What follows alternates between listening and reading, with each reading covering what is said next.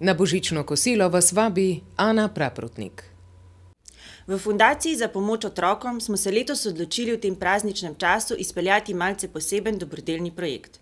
Namen projekta je zbrati čim več sredstev, ki nam bodo omogočala pomagati domačim bolnim otrokom v stiski. Projekt smo poimenovali Dobrodelno božično kosilo. Zakaj gre? V četrtek, 18. decembra, bomo organizirali dobrodelno božično kosilo s številnimi znanimi Slovenci. Naj jih omenim nekaj. Nuša Derenda, Zmago Jelinčič, Nina Osenar, Ivana Šundov, Jernej Kuntner, Darja Zgonc, Martin Strel, Špela Močnik, Barbara Žgajner-Tavš, Miro Cerar, Katja Jevšek, Aleksander Čeferin, Katarina Kresal, Werner, Urška Drofenik, Jure Robič, Helena Blagne, Aljaž Pegan, Janez Pergar, Sašo Hribar, Boštjan Romih, Sašo Pap, Borut Miklavčič in Bojan Emeršič.